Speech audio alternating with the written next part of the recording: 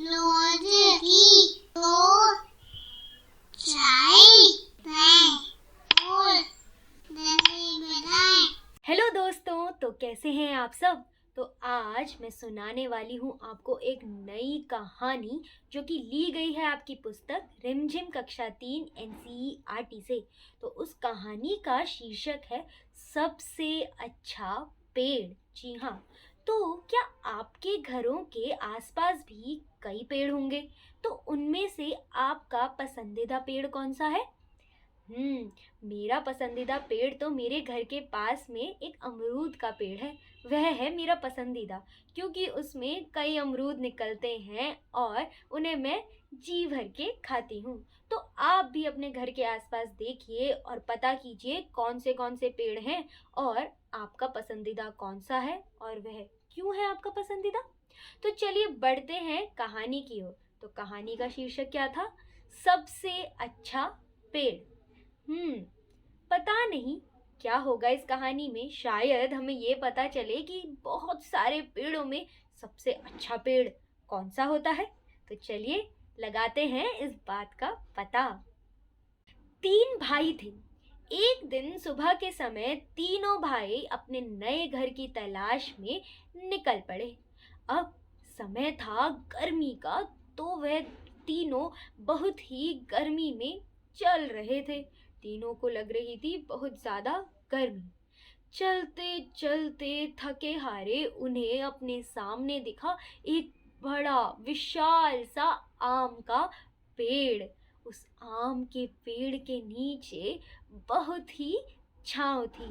तो वह तीनों भाई आराम करने के लिए उस आम के पेड़ के नीचे बैठ गए। पेड़ के पके हुए आम तीनों भाई मजे से खाने लगे।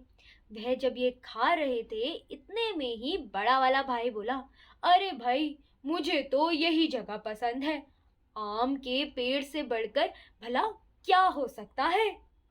आम कच्चे होंगे तो हम उसका अचार बना लेंगे, पके होंगे तो हम मीठे मीठे आम खा लेंगे और कुछ आमों को सुखाकर हम बाद में खाने के लिए रख लिया करेंगे। पहले भाई ने आम के पेड़ के नीचे ही अपनी झोपड़ी बना ली और वह वहीं ठहर गया। जी हाँ, लेकिन बाकी दोनों भाई वहां नहीं ठहरे। वह आगे चल दिए अपने नए घर की तलाश में। चलते चलते उन्हें कुछ केले के पेड़ मिले।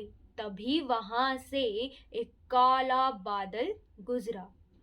टप टप टप। जी हाँ, बारिश होने लगी। अब बारिश से बचने के लिए वे दोनों भाई क्या करते? उन्होंने एक एक केले का पत्ता काट लिया और उसके साए में आ गए। उस केले के पत्ते के साए में उन्हें एक भी बूंद ने भिगाया नहीं। जी हाँ, केले के पत्ते ने उन्हें भीगने से बचा लिया। जरा सी देर में वह बादल वहां से गुजर गया और बारिश थम गई। इतने में दूसरा भाई बोला कि भैया, मुझे तो बड़ी जोरों की भूख लगी है। तीसरे भाई ने बोला, भूख तो मुझे भी लगी है, क्या करें। तो पता है उन्होंने क्या किया? उन्होंने उस केले के पत्ते को आधे में काटा और जो वह खाना लेकर आए थे उस केले के पत्ते में परोसा और दोनों ने मिलकर उस खाने को खा लिया। और खाना खाने के बाद उन्होंने एक एक केला भी खा लिया। दूसरे भाई ने कहा कि भाई, मैं तो अपना घर यहीं बनाऊंगा, केले के पेड़ के पास। क्यों? क्योंकि केले की सब्जी भी बनाई जाती है। केले को हम ऐसे भी खा सकते हैं, केलों को हम बेच भी तो सकते हैं और केले के पत्ते भी काम आ जाते हैं। इसी वजह से दूसरे भाई ने अपनी झोपड़ी कहाँ बना ली? केले के पेड़ के पास। अब तीसरा भाई वहां से चल दिया। उसने अपनी झोपड़ी ना आम के पेड़ के पास बनाई और ना ही केले के पेड़ के पास। अब देखते हैं कि कौन सा पेड़ चुनता है तीसरा भाई। तीसरा भाई चल रहा था। चलते चलते उसे एक बहुत ही लंबा और पतला नारियल का पेड़ दिखाई दिया। उसने बोला, अरे भाई, कितनी प्यास लगी है। जैसे ही उसने ये बोला, ढप से एक नारियल उसके आगे गिर गया। तीसरे भाई ने फिर अपना चाकू निकाला, खर खर करके नारियल की सारी जटाएं साफ कर दी, ऊपर से उस नारियल को काटा और सारा पानी नारियल का पी लिया। नारियल का पानी पीकर उसे बेहद संतुष्टि हुई। अब वह उस नारियल की छोटी सी छांव के नीचे बैठ गया और सोचने लगा, आम का पेड़ बहुत बढ़िया होता है, आम का फल भी कितना बढ़िया होता है। फल तो वैसे केला भी बहुत बढ़िया है और केले का पेड़ वह भी बहुत बढ़िया होता है। पेड़ नीम का भी अच्छा है, उसकी दातुन बहुत अच्छी होती है। और आप पता है, अगर कोई बीमार पड़ जाए तो उसकी टहनियाँ दरवाजे पर लगा सकते हैं। मैं नीम के पेड़ के पास अगर घर बना पाता तो उसकी छांव में बैठ पाता और उसकी टहनियाँ बेच सकता। पेड़ तो रबड़ का भी बढ़िया है, अगर रबड़ के पेड़ के पास घर बनाऊंगा तो उस पे अपने चाकू से एक लंबा चीरा लगा देता और उस चीरे के नीचे एक प्याला रख देता। पेड़ के दूधिया रस से मैं प्याला भर देता और फिर उस दूधिया रस को पकाकर मैं रबड़ बना देता और उस रबड़ को बेच देता। रबड़ से लोग तरह तरह की चीजें बना लेते, जैसे कि टायर, गुब्बारे और बहुत सी अलग अलग चीजें। अच्छे पेड़ों की वैसे कमी तो नहीं है। अब इस नारियल के पेड़ को ही देख लो।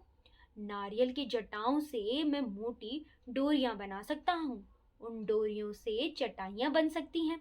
रस्सियाँ और चटाइयों को मैं बाजार में बेच सकता हूँ। और क्या कर सकता हूँ मैं नारियल से? मैं नारियल का पानी पी सकता हूँ और उसकी गरी को खा भी सकता हूँ। और कई बार उस गरी को सुखाकर खोपरा भी तैयार कर सकता हूँ। खोपरे को पेर कर गोले का तेल भी निकाला जा सकता है। और तो और नारियल के छिलकों को साफ कर मैं प्याले और कटोरियां भी बना सकता हूँ। भाई मेरे लिए तो सबसे अच्छा पेड़ यही है, मैं अपनी झोपड़ी तो यही बनाऊंगा। तो अब तीसरे भाई ने अपनी झोपड़ी कहाँ बना ली? तीसरे भाई ने अपनी झोपड़ी बना ली नारियल के पेड़ के पास। जी हाँ, पहले भाई ने कहाँ बनाई थी अपनी झोपड़ी? आम के पेड़ के पास। दूसरे भाई ने अपनी झोपड़ी बनाई थी केले के पेड़ के पास। और तीसरे भाई ने अपनी झोपड़ी कहाँ बना ली? नारियल के पेड़ के पास। तो किसी को आम का पेड़ सबसे अच्छा पेड़ लगा, किसी को नारियल का और किसी को केले का। तो आपके हिसाब से कौन सा है सबसे अच्छा पेड़? बताइए, सोचिए इस बारे में और लिखिए भी कि आपके हिसाब से सबसे अच्छा पेड़ कौन सा है। तो चलिए मिलते हैं अगली बार एक नई कहानी, कविता या क्रियाकलाप लेकर।